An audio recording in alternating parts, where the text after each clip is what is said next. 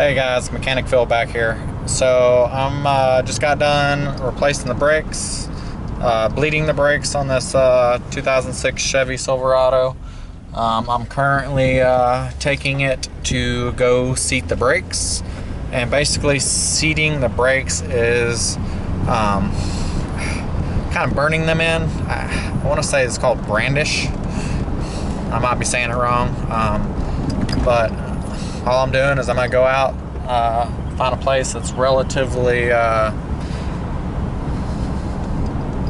straight, no traffic. I'm gonna start about 25, 30 miles an hour, and then I'm gonna increase it to about 45 miles an hour, about 55 miles an hour. And by that time, basically, it's given some heat cycles to both the rotor and the brake pads. I'm just in my neighborhood right now, just kind of cruising along, doing about 25.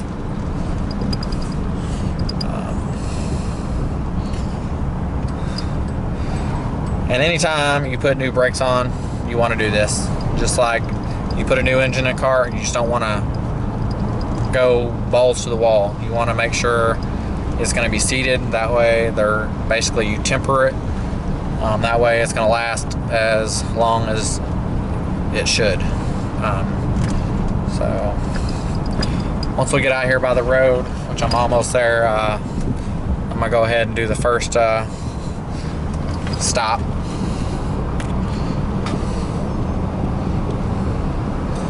I'm about 25 miles an hour right now, so I'm gonna get the first one.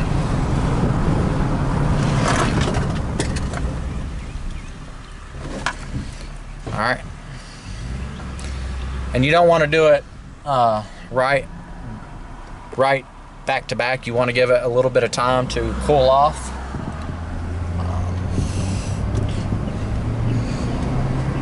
And you'll smell kind of like, usually like a burning smell.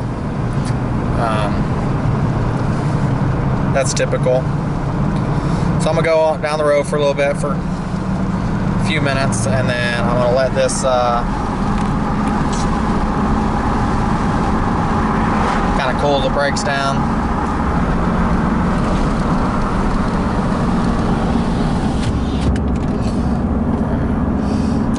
Alright, so I'm doing about 45. Go just a little bit further, help the air cool those brakes down.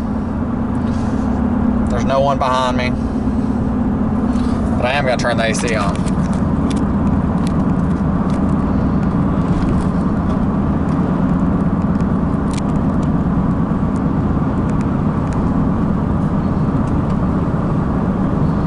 Maybe.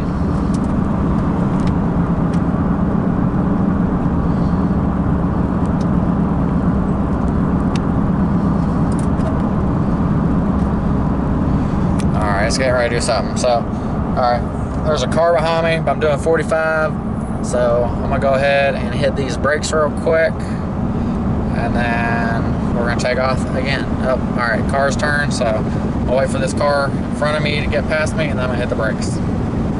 I'm doing about 45, and here we go for brake 2.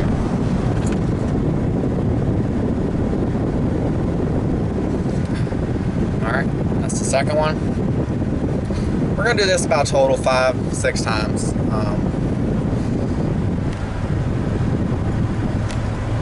And we'll see where we're at.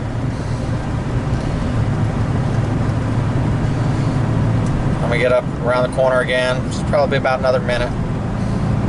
Kind of let the brakes cool. We'll do it again.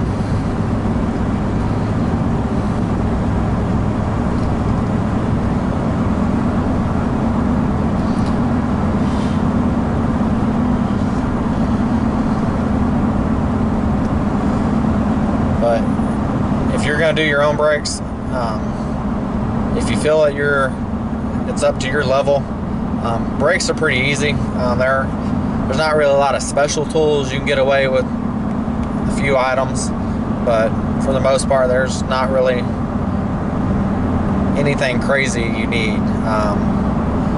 Alright, so I'm doing about 45 again. I'm about to have to come to a stop, so I'm gonna go ahead and hit the brakes.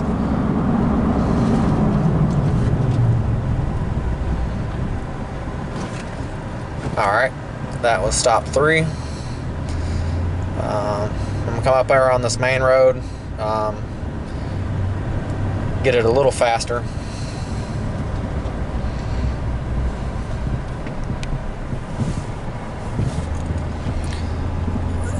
It's definitely got something loose over on the left side of the truck.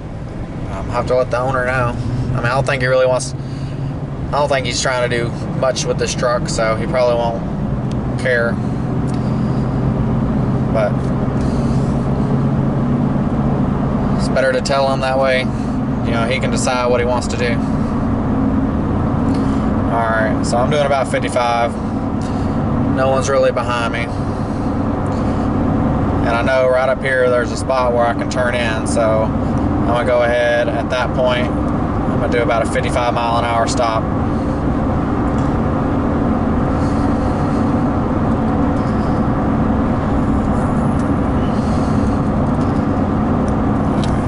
Getting ready. Alright, here we go.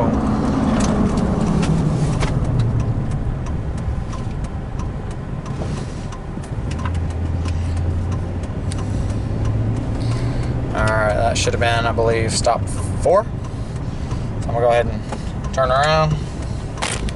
We'll head back. Oh, it's coming.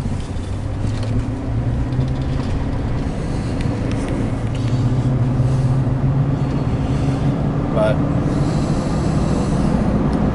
like I was saying, you know, brakes are pretty easy. Most shops probably charge you an hour for front, hour for rear, and that's whether or not you're having your rotors turned, your drums turned. It just depends. In today's society, standard practice is just replace pads and rotors. That way they can get everything on hand and have everything that's needed. So I gotta be making a turn up here. So I'm gonna hit another pretty good turn or stop. It's doing about 55 again. Here we go.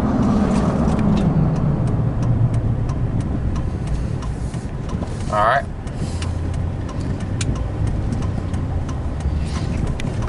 I got a truck coming, so I'm gonna let him go around.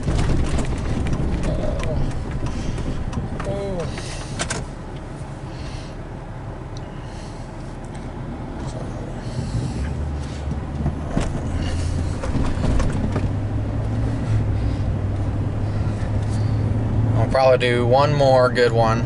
This one I'm just gonna keep the pressure on it. Let it go till I'm almost back to my neighborhood.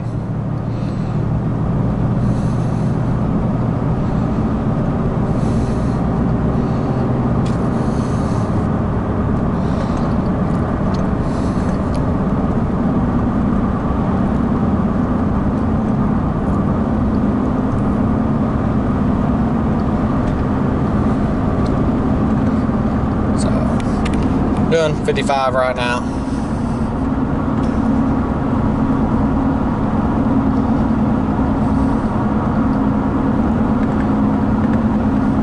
But for the most part, disc brakes, they're easy.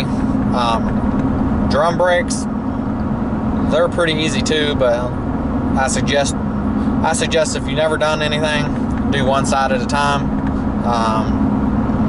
That way, if all else fails, you have another side to look at. Have plenty of like blue shop towels, have plenty of brake cleaner. The best place that I have found for brake cleaner is Walmart. It's like $1.94 a can. Almost everywhere else is about $2.50 to $4 a gallon, or not a gallon, a can. So alright, I'm going to go ahead and get ready and do this last stop, and it's going to be a good one. No one's behind me. I'll wait for these vehicles in front of me to pass, and then go ahead and do this final break-in. Alright, here we go.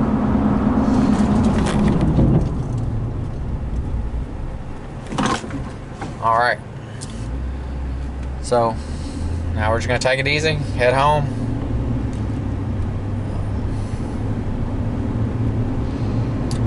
And then we'll go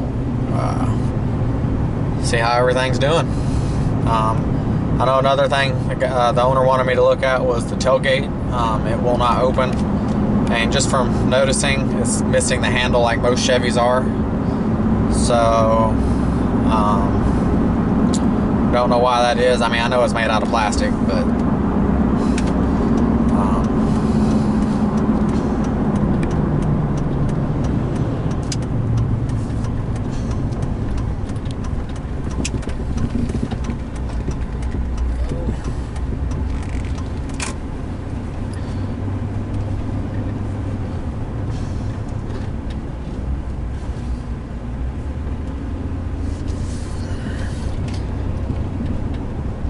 this is pretty much how I do it. When I get home, I'm gonna check the temperature of the rotors, just to see if there is a major difference. If you have a sticking rotor, things will be a lot hotter. I had one recently, and I wish I would have started making videos sooner, but it would get up to about 300 degrees on one side, and it took me a little bit, but it come to find out it was the brake hoses on one side not allowing the fluid to retract, so it was keeping pressure on the pads. So, but if you like this kind of content, hit that like button, hit that notification bell, and if you're not already subscribed, go ahead and subscribe. We will continue making videos as they come about. Hopefully I can, get them every couple of days. We'll see. That's pretty much it. And we'll catch you on the next video. All right, later.